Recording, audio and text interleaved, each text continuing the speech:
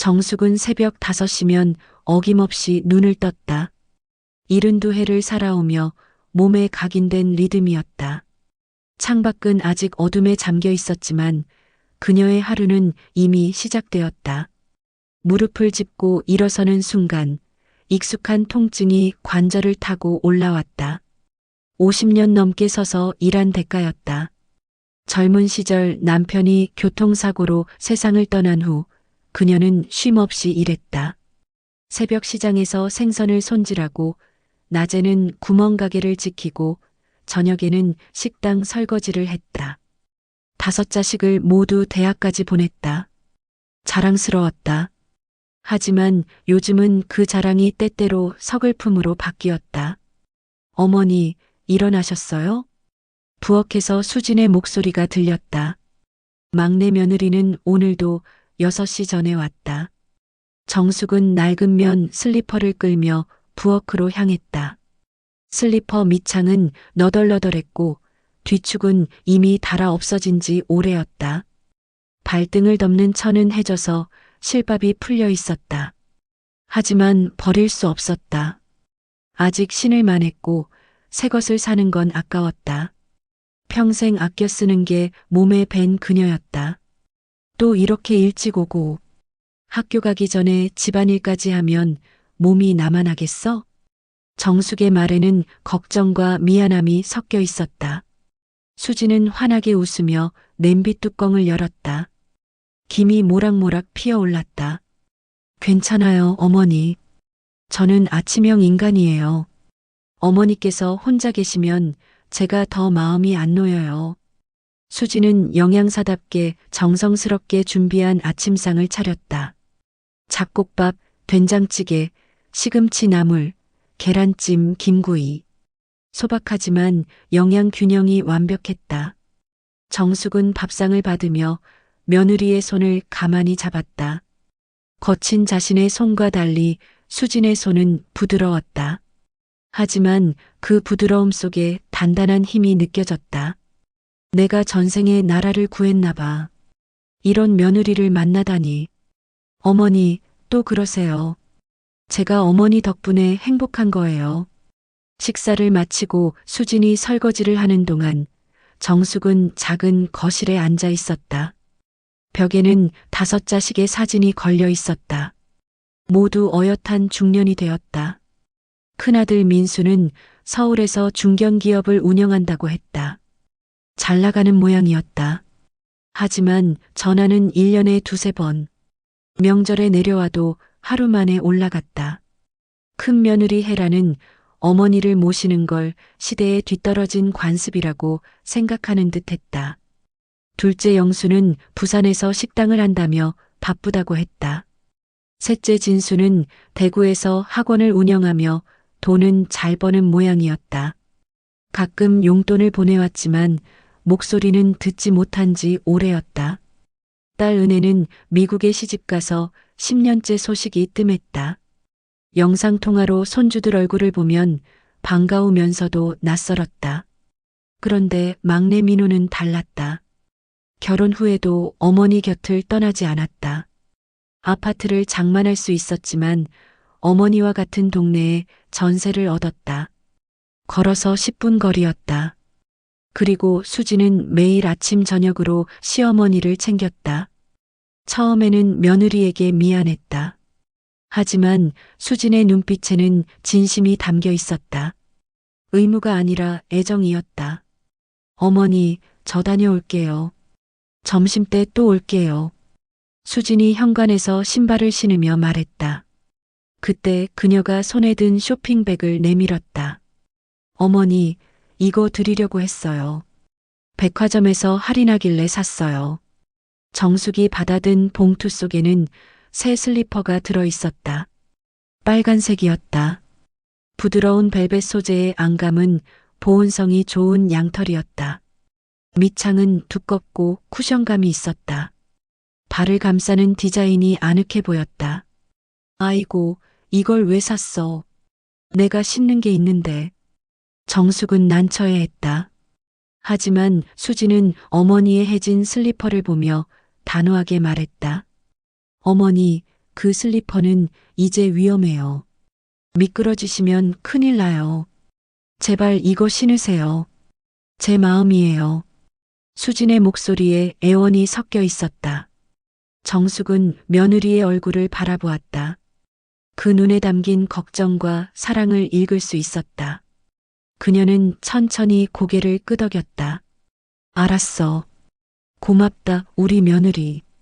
수진이 떠나고 홀로 남은 정숙은 빨간 슬리퍼를 손에 들고 한참을 바라보았다.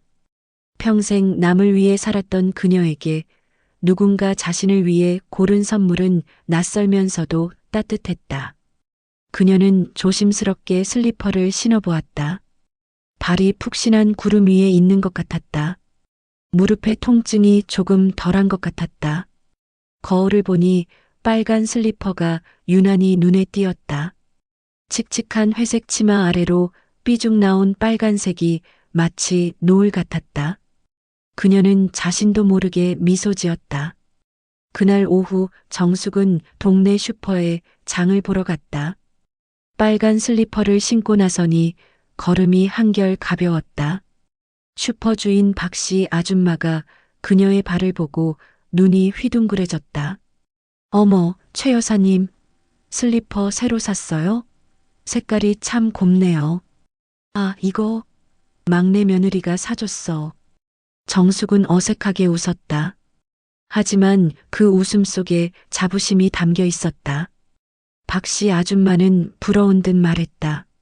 아이고, 부럽네. 우리 며느리는 명절에도 얼굴 보기 힘든데. 최 여사님은 복 받으셨어요. 집으로 돌아오는 길 정숙은 자신의 발을 내려다보았다.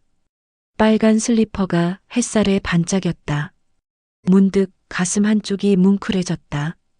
50년을 혼자 버텨온 세월, 자식들을 위해 자신을 지운 시간들, 그 긴 터널 끝에서 만난 이 작은 빨강이 왜 이리 눈물겹게 느껴지는지. 그녀는 현관문을 열며 생각했다. 이 슬리퍼를 아주 오래, 정말 아주 오래 신어야겠다고. 며느리의 마음을 평생 간직하겠다고. 그날 밤 정숙은 빨간 슬리퍼를 정갈하게 닦아서 신발장 가장 안쪽에 넣었다. 아껴 신어야 했다. 집안에서만 신어야 했다. 더러워지면 안 됐다. 이 슬리퍼는 그냥 신발이 아니었다. 누군가 자신을 생각해준다는 증거였다. 자신도 사랑받을 자격이 있다는 증명이었다. 72년을 살며 처음 느끼는 감정이었다. 그녀는 불을 끄고 누우며 중얼거렸다. 수진아, 고맙다. 정말 고마워. 어둠 속에서 그녀의 눈가가 촉촉해졌다. 수진이 정숙을 위해 점심을 챙기기 시작한 건 시어머니와 함께 산 지 3년째 되던 해였다. 그해 봄 정숙이 고혈압으로 쓰러졌다. 혼자 사는 집에서 이틀을 누워 있다가 마침 들른 수진이 발견했다. 그날의 충격을 수진은 잊을 수 없었다. 축 처진 어머니의 몸, 식은땀에 젖은 얼굴, 흐릿한 눈빛. 구급차를 부르고 병원으로 달려가며 수진은 다짐했다. 다시는 어머니를 혼자 두지 않겠다고. 퇴원 후 수진은 자신의 일과를 완전히 재편했다. 초등학교 영양사로 근무하는 그녀의 점심시간은 12시 30분부터 1시 30분까지 1시간이었다. 학교에서 시어머니 집까지는 차로 10분. 그녀는 점심시간이 시작되면 곧바로 차에 올라 시어머니 집으로 향했다. 미리 준비해둔 도시락을 데우고 어머니와 함께 식사를 했다. 어머니가 약을 챙겨 드시는지 확인하고 혈압을 재고 이야기를 나누다 보면 어느새 시간이 흘렀다. 오후 1시 10분에 서둘러 학교로 복귀했다. 빠듯했지만 불가능하지 않았다. 수진아, 내가 이렇게까지 하면 몸이 상해. 그냥 전화로만 확인해도 돼. 정숙은 늘 미안해했다. 하지만 수진은 고개를 저었다. 어머니, 전화로는 어머니 얼굴색을 볼 수 없잖아요. 제가 직접 봐야 안심이 돼요. 사실 수진에게도 이유가 있었다. 그녀는 어릴 적 어머니를 여의었다. 초등학교 4학년 때였다. 어머니는 갑작스러운 뇌출혈로 쓰러져 일주일 만에 세상을 떠났다. 그날 이후 수지는 평생 빚진 마음으로 살았다. 어머니께 더 잘할 걸, 더 많이 안아드릴 걸, 더 자주 사랑한다고 말할 걸. 후회는 그녀의 가슴에 응어리로 남았다. 결혼 후 시어머니를 만났을 때 수지는 기회를 얻었다고 생각했다. 자신이 하지 못한 효도를 시어머니께 할 수 있다는 것. 그것은 의무가 아니라 치유였다. 오늘도 수지는 12시 30분 정각에 학교를 나섰다. 조수석에는 보온 가방이 놓여 있었다. 오늘 메뉴는 소고기 미역국, 가지볶음, 동태전, 그리고 흰쌀밥이었다. 어제 저녁 퇴근 후 3시간을 들여 준비한 음식이었다. 신호등 앞에서 잠깐 멈춘 사이 수지는 핸드폰을 확인했다. 큰 시누이 혜란에게서 온 메시지였다. 수진 씨, 어머니께 매일 점심 가져다 드리는 거 부담스러우시면 안 하셔도 돼요. 어머니도 혼자 식사하시는 게 편하실 수도 있어요. 수지는 화면을 보며 씁쓸하게 웃었다. 혜란은 늘 이런 식이었다. 겉으로는 배려하는 척하지만 속내는 달랐다. 굳이 그렇게까지 할 필요 있냐는 메시지였다. 수진이 정성을 쏟을수록 다른 자녀들은 상대적으로 부담을 느꼈다. 특히 큰 며느리 혜란은 수진의 헌신이 자신을 비교 대상으로 만드는 것 같아 불편해했다. 하지만 수진은 개의치 않았다. 그녀는 다른 사람의 시선을 위해 사는 게 아니었다. 시어머니 집에 도착하자 정숙이 빨간 슬리퍼를 신고 현관에 나와 있었다. 수지는 그 모습을 볼 때마다 가슴이 뭉클했다. 빨간 슬리퍼는 일주일 전에 선물한 것인데 어머니는 매일 깨끗이 닦아 신고 계셨다. 발등 부분에 작은 리본이 달린 슬리퍼가 어머니의 주름진 발을 포근히 감싸고 있었다. 어머니, 오늘 컨디션은 어때요? 아주 좋아. 내가 매일 이렇게 챙겨주니 병이 다 도망가는 것 같아. 두 사람은 작은 식탁에 마주 앉았다. 수진이 국을 퍼서 어머니 앞에 놓자 정숙은 한 숟가락 떠서 호호 불며 맛을 보았다. 그리고 눈을 감았다. 이 맛이야. 내가 끓인 국은 왜 이렇게 구수한지 몰라. 어머니가 좋아하시니까 제가 더 기분이 좋아요. 식사하는 동안 두 사람은 소소한 이야기를 나눴다. 동네 소식, 날씨 이야기, 텔레비전 드라마 이야기. 정숙은 수진의 학교 이야기를 듣는 걸 좋아했다. 아이들이 급식을 먹으며 하는 귀여운 말들, 까다로운 학부모들의 요구, 동료 교사들과의 에피소드. 수진의 이야기를 들으며 정숙은 웃었다. 진짜 웃음이었다. 형식적인 웃음이 아니라 배에서 우러나오는 웃음이었다. 아, 그래서 그 아이가 뭐래? 선생님, 오늘 급식 왜 이렇게 맛있어요? 집에서 엄마가 해주는 것보다 나아요. 그러더라고요. 허허, 그 엄마 들으면 서운하겠네. 두 사람은 마주보며 웃었다. 그 웃음 속에는 시어머니와 며느리라는 관계를 넘어선 무언가가 있었다. 동지애 같은 것, 또는 모녀 간의 정 같은 것. 식사를 마치고 수진이 설거지를 하려 하자 정숙이 만류했다. 아니야, 이건 내가 할게. 너는 학교 가야지. 어머니, 금방이에요. 아니야. 내가 매일 이렇게 오는 것만으로도 고마운데 설거지까지 시키면 내 마음이 편치 않아. 수지는 어머니의 고집을 꺾을 수 없었다. 대신 식탁을 닦고 음식물을 정리했다. 시계를 보니 오후 1시 5분이었다. 서둘러야 했다. 어머니, 저녁에 또 올게요. 저녁은 민호 오빠랑 같이 올게요. 알았어. 조심히 가고. 수진이 신발을 신으려는데 정숙이 그녀의 손을 잡았다. 거친 손이었지만 따뜻했다. 수진아, 네 어머니.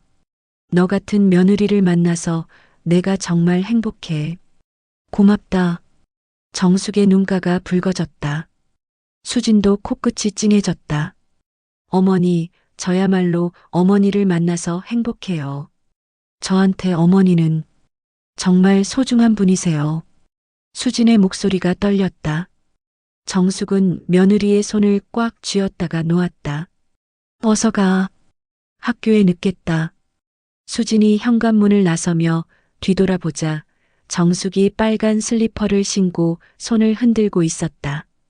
그 모습이 수진의 눈에 선명하게 박혔다. 작고 야윈 몸, 회색 머리, 주름진 얼굴. 하지만 발끝에 빨간 슬리퍼만큼은 생생하게 살아있었다. 차에 오른 수진은 한참을 시동을 걸지 못했다. 가슴이 벅차올랐다. 자신이 하는 이 일이 옳다는 확신이 들었다. 세상이 뭐라 하든, 다른 형제들이 뭐라 하든, 자신은 어머니를 끝까지 지키겠다고 다짐했다. 그것이 자신이 태어난 이유 중 하나일지도 모른다고 생각했다. 학교로 가는 길, 신호등이 빨간불로 바뀌었다. 수지는 룸미러로 자신의 얼굴을 보았다. 눈가에 잔주름이 생겼고 머리에 흰머리가 하나둘 보이기 시작했다. 어느새 자신도 중년이 되었다. 하지만 후회는 없었다. 지금 이 순간 자신이 누군가에게 의미 있는 존재라는 것. 그것만으로 충분했다. 오후 1시 25분 수지는 학교 주차장에 차를 세웠다. 남은 점심시간은 5분. 그녀는 서둘러 급식실로 향했다. 동료들이 그녀를 보며 고개를 끄덕였다. 모두가 알고 있었다. 수진이 매일 어디를 다녀오는지. 하지만 아무도 뭐라 하지 않았다. 오히려 존경의 눈빛이었다. 그 눈빛이 수진에게는 힘이 되었다. 오후 수업을 준비하며 수진은 생각했다. 내일 점심에는 어머니가 좋아하시는 갈치조림을 해가야겠다고. 어제 시장에서 본 싱싱한 갈치가 생각났다. 퇴근 후 들러서 사야겠다고 마음먹었다. 그렇게 수진의 하루는 돌아갔다. 어머니를 중심으로. 가을이 깊어지고 있었다. 나뭇잎이 노랗게 물들고 바람이 차가워지면서 정숙의 몸도 조금씩 약해지는 것 같았다. 고혈압 약을 빠짐없이 먹었지만 가끔 어지럼증이 찾아왔다. 무릎의 통증도 심해졌다. 하지만 그녀는 아무에게도 말하지 않았다. 특히 수진에게는. 며느리가 더 걱정할까봐. 그런데 수진은 알고 있었다. 어머니의 얼굴색이 예전 같지 않다는 것을, 걸음걸이가 느려졌다는 것을, 식사량이 줄었다는 것을. 그녀는 남편 민호에게 말했다. 오빠, 어머니 건강이 걱정돼요. 병원에 한번 모시고 가야 할 것 같아요. 민호도 같은 생각이었다. 주말에 어머니를 모시고 종합병원에 갔다. 각종 검사를 받았다. 결과는 2주 후에 나온다고 했다. 그 2주가 정숙에게는 유난히 길게 느껴졌다. 밤마다 잠이 오지 않았다. 혹시 큰 병이 있는 건 아닐까? 자식들에게 짐이 되는 건 아닐까? 특히 수진에게. 검사 결과가 나온 날 민호와 수진이 함께 병원에 갔다. 의사는 차트를 보며 말했다. 심장이 많이 약해지셨네요. 협심증 초기 증상이 보이고 부정맥도 있습니다. 스트레스를 받지 마시고 약을 꾸준히 복용하셔야 합니다. 무리하지 마세요. 수진의 얼굴이 하얗게 질렸다. 민호가 의사에게 물었다. 선생님, 위험한 상황인가요? 당장은 아닙니다. 하지만 관리를 잘 못하시면 심근경색으로 이어질 수 있습니다. 절대 무리하지 마시고 정기적으로 검진받으세요. 병원을 나오며 정숙은 애써 밝은 표정을 지었다. 괜찮아. 나이 먹으면 다 이런 거야. 약이나 잘 먹으면 돼. 하지만 수지는 그날 밤 잠을 이루지 못했다. 남편 민호도 마찬가지였다. 두 사람은 침대에 누워 천장을 바라보며 이야기를 나눴다. 오빠, 우리 어머니를 우리 집으로 모셔야 할 것 같아요. 민호는 한참을 침묵하다가 대답했다. 형들한테 먼저 이야기해 봐야 할 것 같은데. 형님들이 뭐라고 하시든 우리가 모셔야 해요. 어머니 혼자 계시면 안 돼요. 수진의 목소리에는 단호함이 담겨 있었다. 민호는 아내의 손을 잡았다. 당신 고생이 더 심해질 텐데. 괜찮아요. 제가 원하는 거예요. 다음 날 민호는 형제들에게 전화를 돌렸다. 큰형 민수는 바쁘다며 통화를 짧게 끝냈다. 그래, 내가 알아서 해. 어머니 건강 챙겨드려. 둘째 형 영수는 미안해하면서도 솔직했다. 미안하다, 막내야. 형이 부산에서 떨어질 수가 없어. 내가 고생 좀 해줘. 셋째 형 진수는 돈으로 해결하려 했다. 내가 병원비랑 생활비 보탤게. 요양보호사라도 구해드려. 누나 은혜는 미국에서 영상통화로 눈물을 흘렸다. 미안해, 막내야. 언니가 너무 멀리 있어서. 나중에 귀국하면 꼭 보상할게. 결국 모든 책임은 막내 몫이었다. 하지만 민호와 수지는 원망하지 않았다. 오히려 어머니를 가까이에서 모실 수 있다는 게 감사했다. 한 달 후 정숙은 아들 내외의 집으로 이사했다. 작은 방 하나를 어머니 방으로 꾸몄다. 수지는 어머니가 좋아할 만한 연보라색 커튼을 달고 포근한 이불을 새로 샀다. 화장대에는 어머니의 낡은 화장품과 빗이 놓였다. 그리고 신발장 가장 위 칸에는 빨간 슬리퍼가 정성스럽게 자리했다. 어머니, 이제부터 여기가 어머니 집이에요. 수진의 말에 정숙은 고개를 끄덕였다. 하지만 그녀의 눈에는 복잡한 감정이 어려 있었다. 감사함, 미안함, 그리움, 쓸쓸함. 72년을 살던 집을 떠나는 건 쉽지 않았다. 남편의 흔적이 남아있는 집, 아이들을 키운 집, 온갖 희로애락이 담긴 집. 하지만 이제 그곳은 텅 비어 있었다. 새로운 생활이 시작되었다. 수지는 더 바빠졌다. 출근 전에 어머니 아침 식사를 챙기고 점심시간에는 집에 와서 어머니와 함께 먹었다. 퇴근 후에는 저녁을 준비하고 어머니 약을 챙겼다. 밤에는 어머니 방에 들러 이야기를 나눴다. 주말에는 어머니를 모시고 산책을 했다. 정숙은 수진의 고생을 볼 때마다 가슴이 아팠다. 수진아, 미안하다.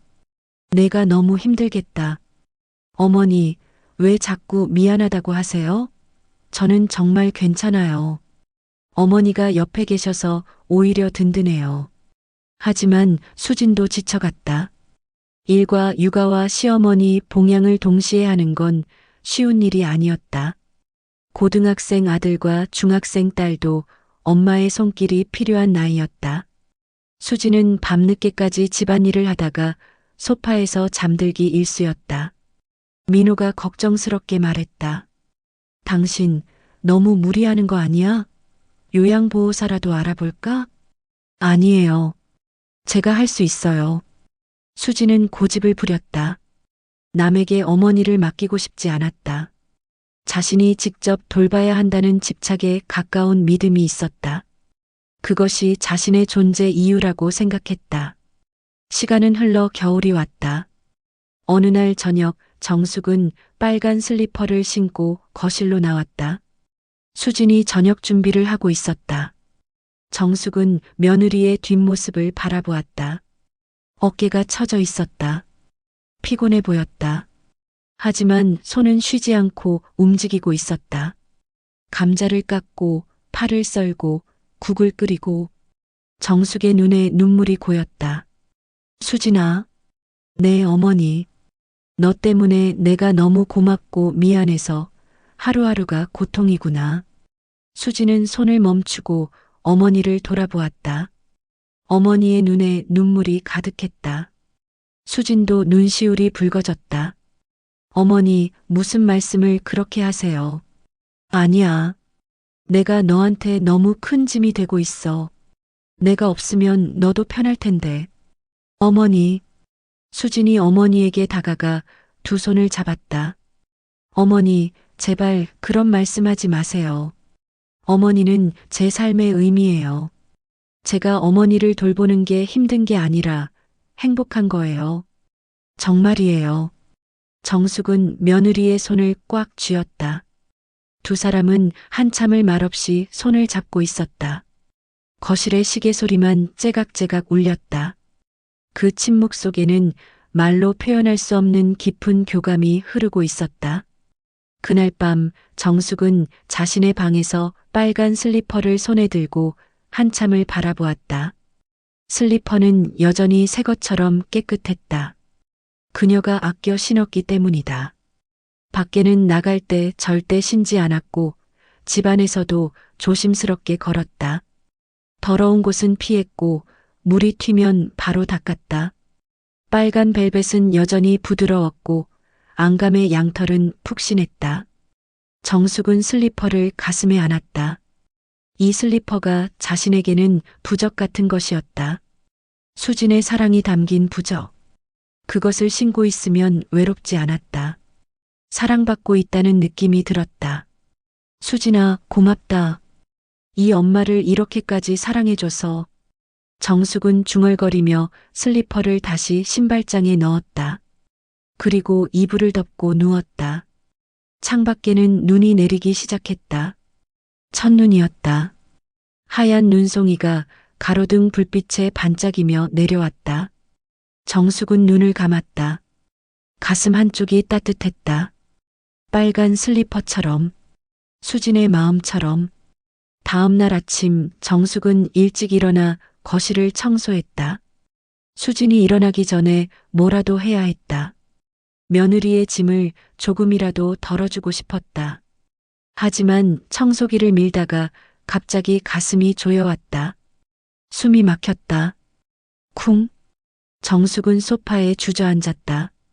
식은땀이 흘렀다. 어머니. 수진이 달려왔다. 어머니를 부축하며 얼굴을 살폈다. 창백했다. 오빠, 어머니 상태가 안 좋아요. 민우가 뛰어나왔다. 셋은 급히 병원으로 향했다. 응급실에서 검사를 받았다. 의사가 나와서 말했다. 협심증 발작이었습니다. 다행히 큰 문제는 없지만 심장이 많이 약해지셨어요. 절대 무리하시면 안 됩니다. 집으로 돌아오는 차 안에서 정숙은 창밖을 바라보았다.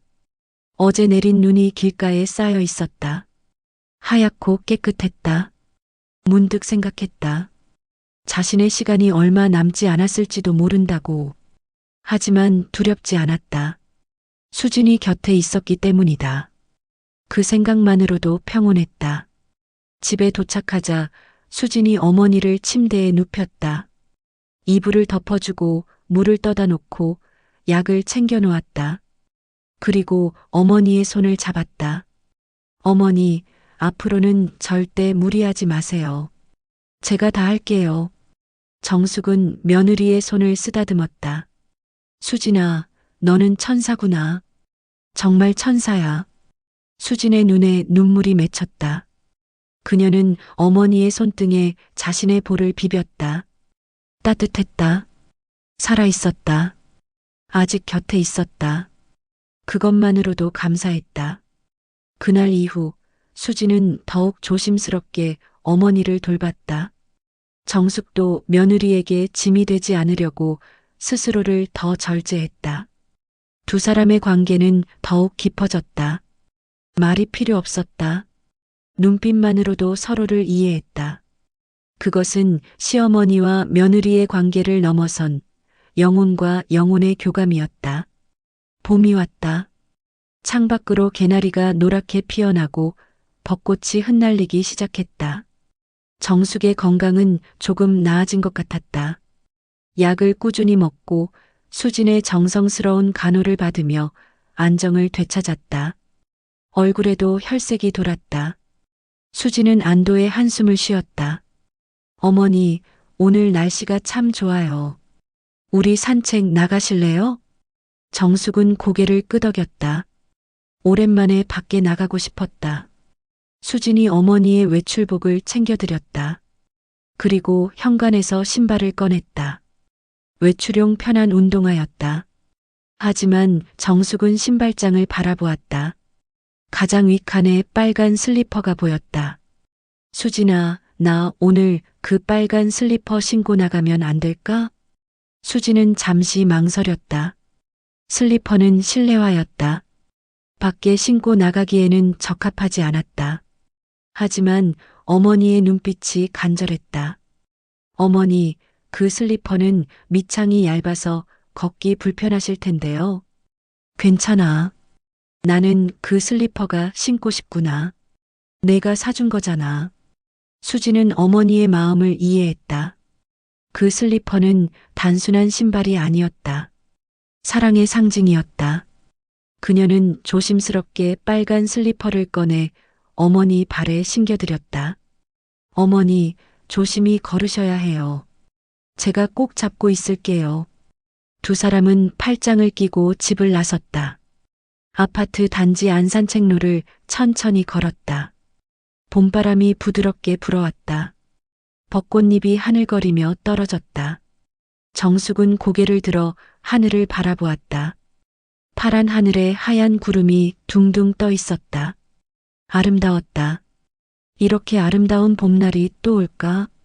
문득 그런 생각이 들었다. 수진아, 내 어머니, 너는 내 인생의 마지막으로 온 선물이구나. 수진은 걸음을 멈추고 어머니를 바라보았다. 어머니의 눈에 눈물이 고여 있었다. 어머니, 왜 그러세요? 무슨 일 있으세요? 아니야. 그냥 너무 고마워서 너 같은 며느리를 만나서 내 인생이 헛되지 않았구나 싶어서. 수진도 눈물이 났다. 두 사람은 벤치에 앉았다. 정숙은 자신의 발을 내려다보았다. 빨간 슬리퍼가 햇살에 반짝이고 있었다. 수진이 처음 사다 준 날이 떠올랐다. 벌써 반년이 지났다. 그 반년 동안 얼마나 많은 일이 있었던가. 수진의 헌신, 자신의 병, 함께 나눈 수많은 이야기들. 수진아, 내가 부탁 하나만 해도 될까? 네, 어머니. 뭐든지 말씀하세요. 나중에 내가 세상을 떠나면 이 빨간 슬리퍼를 나한테 신겨줄 수 있겠니? 수지는 깜짝 놀라 어머니를 바라보았다. 어머니, 무슨 말씀을 그렇게 하세요? 어머니는 오래오래 사실 거예요. 아니야, 수진아. 나도 알아. 내 몸이 얼마나 남지 않았는지. 의사 선생님 말씀도 들었고. 괜찮아. 나는 준비가 돼 있어. 다만 마지막까지 이 슬리퍼를 신고 싶구나. 내가 준 이 마음을 끝까지 간직하고 싶어. 수지는 더 이상 참을 수 없었다. 어머니를 껴안고 울었다. 정숙도 며느리의 등을 토닥이며 함께 울었다. 벚꽃잎이 두 사람 위로 눈처럼 내렸다. 지나가는 사람들이 그 모습을 보고 발걸음을 멈췄다. 누군가는 눈물을 닦았다. 그만큼 절절했다. 어머니, 약속할게요. 그날이 오면 꼭 이 빨간 슬리퍼를 신겨드릴게요. 그리고 새 신발도 준비할게요. 어머니가 편하게 가실 수 있도록. 정숙은 고개를 끄덕였다. 그리고 며느리의 얼굴을 양손으로 감쌌다. 고맙다, 수진아. 정말 고맙다. 너를 만나서 내 인생이 완성됐어. 두 사람은 한참을 벤치에 앉아 있었다. 말없이 손을 잡고 봄바람을 맞으며 벚꽃이 지는 것을 바라보았다. 시간이 멈춘 것 같았다. 이 순간이 영원했으면 좋겠다고 두 사람 모두 생각했다. 집으로 돌아와 정숙은 빨간 슬리퍼를 벗어 정성스럽게 닦았다. 밖에 나갔다 와서 먼지가 묻었다. 그녀는 부드러운 천으로 하나하나 닦아냈다. 그리고 신발장 가장 윗칸, 가장 안쪽에 소중히 넣었다. 수진이 그 모습을 보며 가슴이 먹먹했다. 그날 밤 수진은 남편 민호에게 낮에 있었던 일을 이야기했다. 민호는 아내의 손을 잡았다. 당신이 어머니께 정말 잘해드렸어. 고마워. 오빠, 나는 어머니가 더 오래 사셨으면 좋겠어요. 정말로. 나도 그래. 우리 어머니는 정말 대단한 분이야. 평생 고생만 하시고. 두 사람은 말없이 손을 잡고 있었다. 창밖으로 달빛이 들어왔다. 고요한 밤이었다. 다음 날부터 수지는 더욱 세심하게 어머니를 돌봤다. 어머니가 좋아하는 음식을 만들고 함께 텔레비전을 보고 이야기를 나눴다. 정숙도 며느리와의 시간을 소중히 했다. 두 사람은 서로가 서로에게 마지막 일지 모른다는 것을 알고 있었다. 그래서 더욱 애틋했다. 어느 날 저녁 정숙이 오래된 앨범을 꺼냈다. 흑백 사진들이 빼곡히 들어 있었다. 젊은 시절의 정숙, 남편과 함께 찍은 사진, 어린 아이들의 사진. 수지는 어머니 옆에 앉아 함께 앨범을 봤다. 어머니, 젊으셨을 때 정말 예쁘셨네요. 옛날 이야기지. 지금은 주름투성이 할머니야. 아니에요. 지금도 예쁘세요. 정숙은 한 장의 사진을 꺼내 수진에게 건넸다. 남편과 함께 찍은 결혼 사진이었다. 이 사람이 내 시아버지야. 참 착한 사람이었어. 일찍 떠나서 내가 원망도 많이 했지만 지금 생각하면 그리워. 어머니 많이 외로우셨겠어요. 외로웠지. 하지만 아이들 키우느라 외로울 틈이 없었어. 그렇게 살다 보니 어느새 할머니가 됐네. 두 사람은 한참을 앨범을 보며 이야기를 나눴다. 정숙은 자신의 인생을 회상했다. 행복했던 순간, 힘들었던 순간, 후회되는 순간, 모든 것을 수진에게 털어놓았다. 수진은 조용히 들었다. 어머니의 삶이 얼마나 힘들었는지, 얼마나 강인했는지 새삼 깨달았다. 수진아, 나는 내가 있어서 정말 행복했어. 마지막까지 행복하게 해줘서 고마워. 너희들에겐 더 바랄 것이 없어. 어머니, 저야말로 행복해요. 어머니를 모실 수 있어서. 두 사람은 껴안았다. 그 포옹 속에는 모든 말이 담겨 있었다. 사랑, 감사, 이별의 예감. 정숙은 며느리의 등을 쓰다듬으며 생각했다. 이 순간을 영원히 기억하겠다고. 수진의 체온, 향기, 심장 박동 소리. 모든 것을. 그날 밤 정숙은 빨간 슬리퍼를 다시 꺼내 보았다. 여전히 새 것처럼 깨끗했다. 그녀는 슬리퍼를 신고 방 안을 천천히 걸었다. 폭신한 느낌이 발바닥을 감쌌다. 편안했다. 이 슬리퍼와 함께라면 어디든 갈 수 있을 것 같았다. 심지어 저 세상으로 가는 길도. 5월의 어느 아침이었다. 햇살이 유난히 밝았다. 수지는 평소처럼 어머니 방문을 열었다. 어머니는 침대에 누워 계셨다. 하지만 뭔가 이상했다. 너무 고요했다. 수지는 조심스럽게 다가가 어머니를 불렀다. 어머니, 아침이에요. 일어나세요. 대답이 없었다. 수진의 심장이 빠르게 뛰기 시작했다. 어머니의 손을 잡았다. 차가웠다. 손목에 손을 댔다. 맥박이 느껴지지 않았다. 수지는 비명을 질렀다. 오빠, 오빠, 어머니가. 민호가 뛰어왔다. 아이들도 놀라서 나왔다. 119에 신고했지만 구급대원들은 고개를 저었다. 어머니는 이미 새벽에 조용히 세상을 떠나셨다.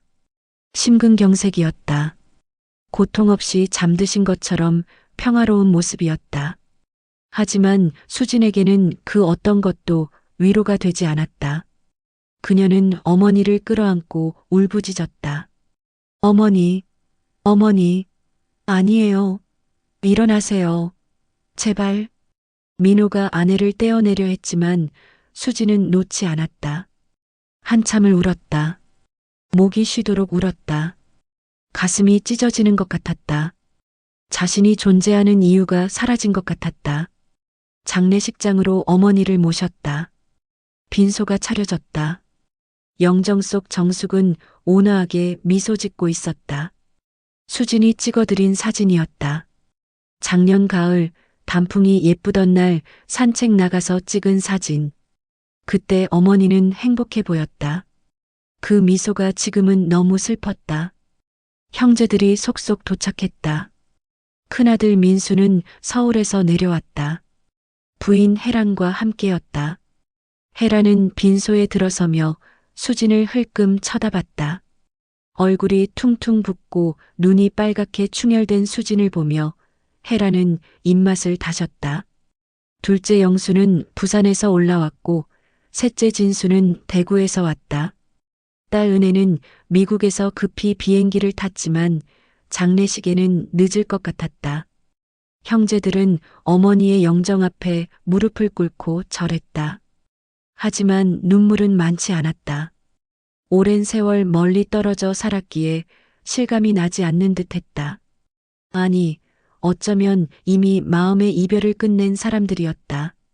오직 수진만이 계속 울었다. 영정 앞에 앉아 어머니 사진을 바라보며 눈물을 흘렸다. 민호가 걱정스럽게 아내의 어깨를 감쌌다. 당신 이러다 몸 상해. 좀 쉬어. 오빠 나는 괜찮아요. 어머니 곁에 있고 싶어요. 밤이 깊었다. 조문객들이 돌아가고 빈소는 조용해졌다. 형제들은 피곤한지 밖에서 쉬고 있었다. 수진 혼자 영정 앞을 지키고 있었다. 그때 문득 생각났다. 어머니의 마지막 부탁. 빨간 슬리퍼. 수진은 민호에게 말했다. 오빠 잠깐만 집에 다녀올게요. 지금? 왜? 어머니 슬리퍼 가져와야 해요. 약속했어요. 민호는 아내를 말리려다가 그 눈빛을 보고 멈췄다. 수진의 눈에는 단호함이 있었다. 그는 차 열쇠를 건넸다. 조심히 다녀와. 내가 여기 지킬게. 수진은 밤길을 달려 집으로 갔다. 텅 빈 집이 낯설었다. 불과 이틀 전까지만 해도 어머니가 계셨던 곳. 이제는 영원히 돌아오지 않을 공간. 그녀는 어머니 방으로 들어갔다. 신발장을 열었다. 가장 윗칸, 가장 안쪽에 빨간 슬리퍼가 있었다. 여전히 깨끗했다. 반짝거렸다. 수지는 슬리퍼를 꺼내 가슴에 안았다. 그리고 울었다. 어머니, 제가 가져왔어요. 약속 지켰어요. 수지는 슬리퍼를 조심스럽게 봉투에 담았다. 그리고 옷장을 열었다. 장례를 위한 수의가 준비되어 있었지만 수지는 그것만으로는 부족하다고 생각했다. 어머니께 새 신발을 신겨드려야 했다. 편안한 신발, 아름다운 신발. 그녀는 다시 차에 올라 백화점으로 향했다. 밤 늦은 시간이었지만 아웃렛은 문을 열고 있었다. 신발 매장에 들어선 수지는 한참을 살펴봤다. 그러다 한 켤레가 눈에 들어왔다. 검은색 가죽 구두였다. 편안해 보이면서도 품이 있었다. 굽이 낮아서 걷기 편할 것 같았다. 안감은 부드러운 스웨이드였다. 어머니가 좋아하실 것 같았다. 수지는 그 구두를 샀다. 비쌌지만 개의치 않았다. 어머니를 위한 마지막 선물이었다. 장례식장으로 돌아왔을 때는 새벽 2시였다. 민호가 깨어서 기다리고 있었다. 다녀왔어? 응. 슬리퍼 가져왔어. 그리고 새 구두도 샀어. 민호는 아내가 손에 든 봉투를 보았다. 그 속에 담긴 의미를 알았다. 그는 아내를 끌어안았다. 당신은 정말 대단한 사람이야. 어머니가 당신을 만나서 행복하셨을 거야. 다음 날 입관 시간이 되었다. 장의사 직원들이 준비를 시작했다. 형제들이 모두 모였다.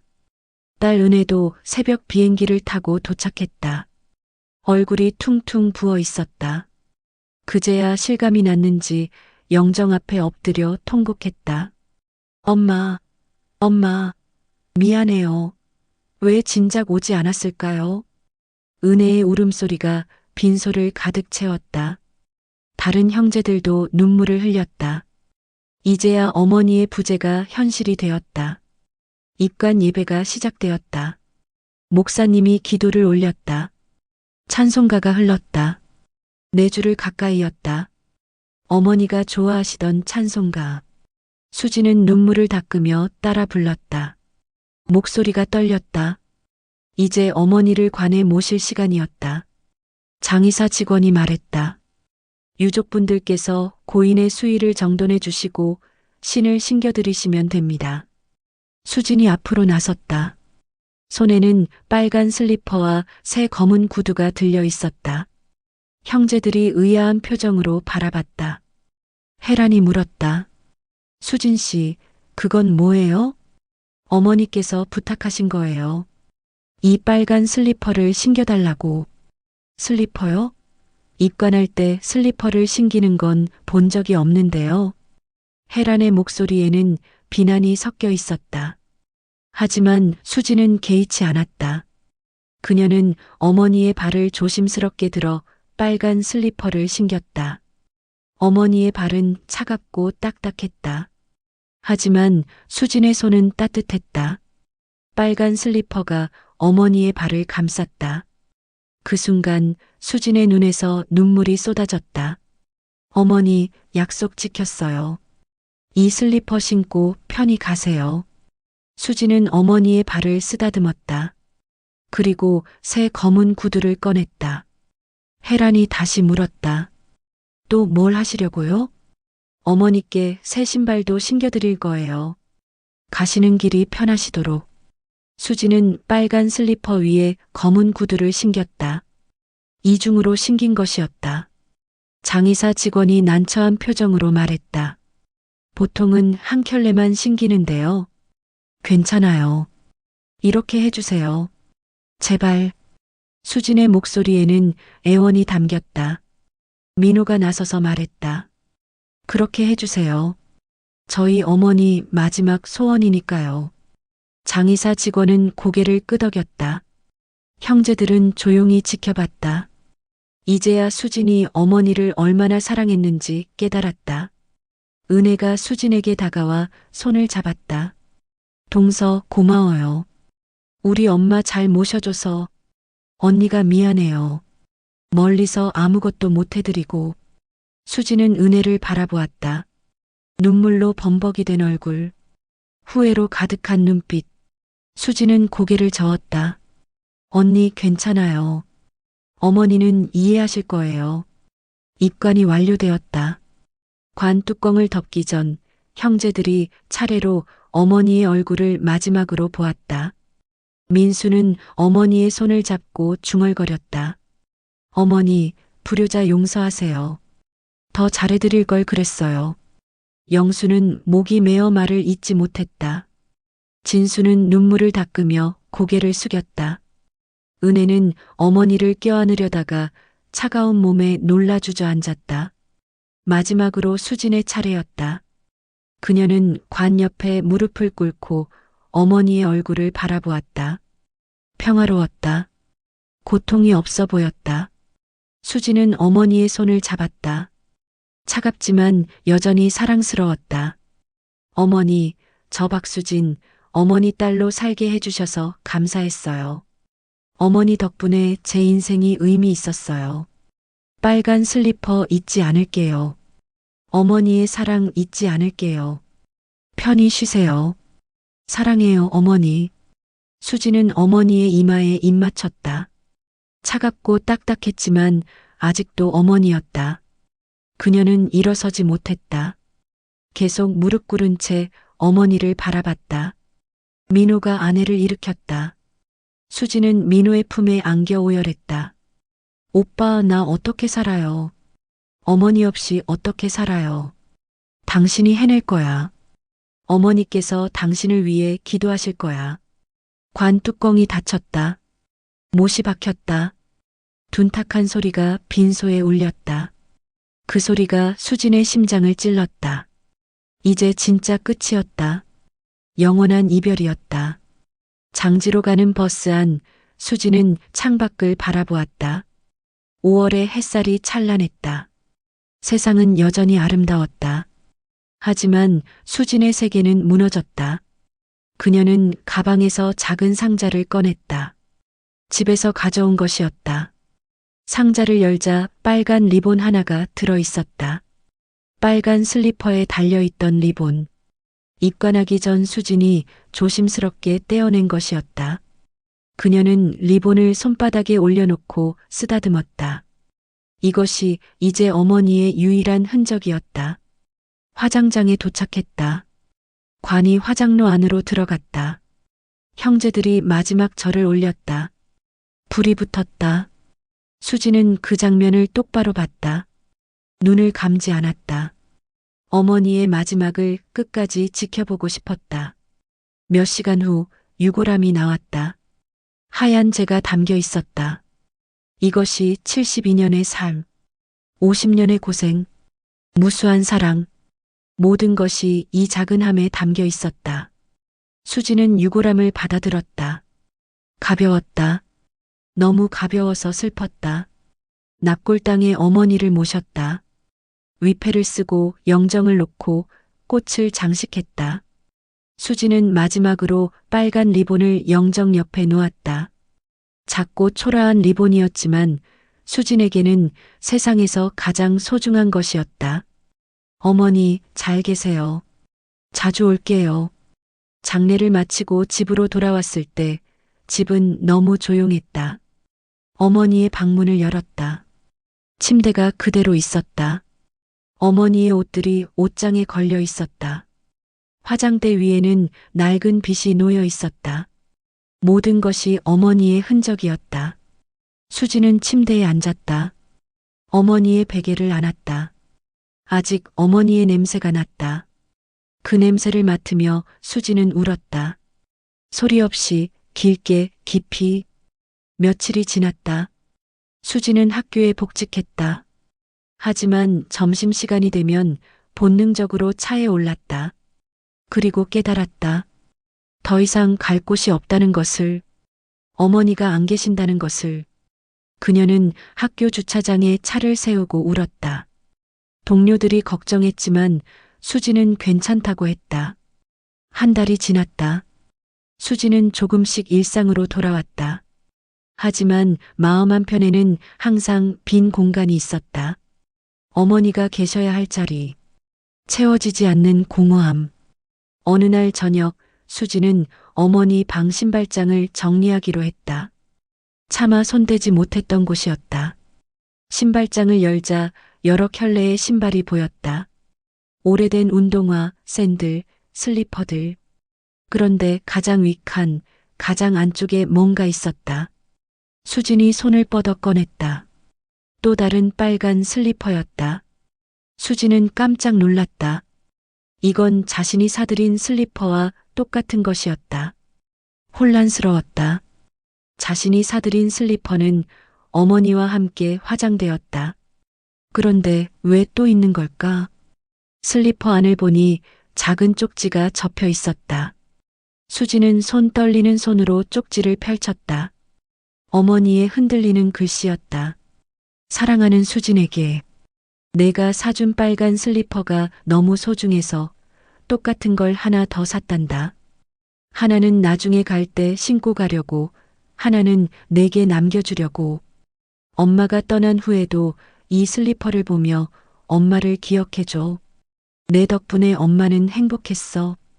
고맙고 사랑한다. 엄마가. 수지는 편지를 읽으며 주저앉았다. 어머니는 이미 알고 계셨던 것이다. 자신의 시간이 얼마 남지 않았다는 것을. 그래서 미리 준비하신 것이다. 마지막까지 며느리를 생각하시며. 수지는 빨간 슬리퍼를 가슴에 안았다. 그리고 울었다. 이번에는 슬픔만이 아니었다. 감사함도 함께였다. 어머니를 만났다는 것, 사랑했다는 것, 사랑받았다는 것. 모든 것이 기적이었다. 그날 밤 수지는 빨간 슬리퍼를 자신의 신발장에 정성스럽게 넣었다. 가장 윗칸, 가장 안쪽. 어머니가 그랬던 것처럼. 그리고 다짐했다. 이 슬리퍼를 평생 간직하겠다고. 어머니의 사랑을 잊지 않겠다고. 창밖으로 별이 빛나고 있었다. 그중 유난히 밝은 별 하나가 수진을 내려다보는 것 같았다. 수진은 창가에 서서 별을 바라보며 속삭였다. 어머니, 보고 싶어요. 많이 사랑해요. 빨간 슬리퍼 소중히 간직할게요. 평생 어머니를 기억할게요. 별은 대답 대신 반짝였다. 그 빛이 수진의 눈물에 반사되어 반짝거렸다. 슬프지만 아름다운 밤이었다. 끝이지만 시작이기도 한 밤이었다. 수진은 알았다. 어머니는 비록 곁에 안 계시지만 자신의 마음속에서 영원히 살아있을 것이라는 것을. 빨간 슬리퍼처럼, 그 따뜻한 빨강처럼.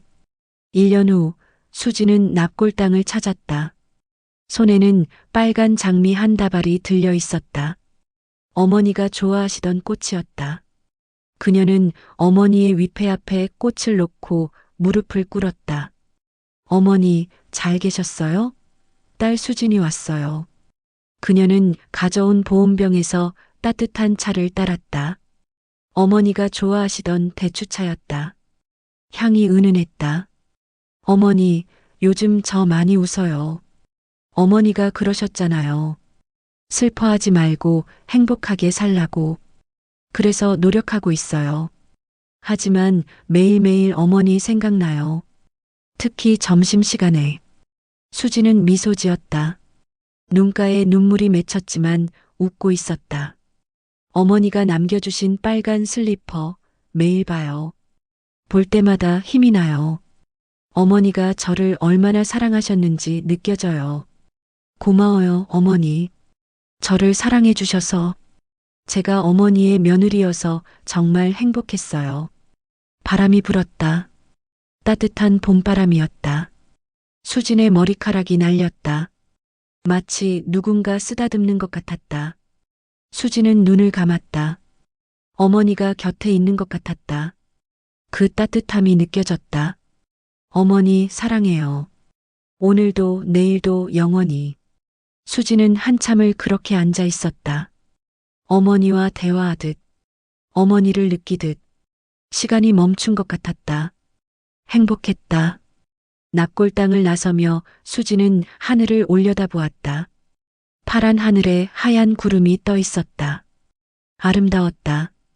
어머니가 보여주고 싶어 하시는 것 같았다. 수진은 웃으며 중얼거렸다. 어머니, 세상 참 예쁘죠? 어머니 덕분에 저도 이 아름다움을 볼 수 있어요. 그녀는 발걸음을 옮겼다. 가벼웠다. 어머니의 사랑이 그녀를 떠받치고 있었다. 빨간 슬리퍼처럼, 그 포근함처럼, 영원히.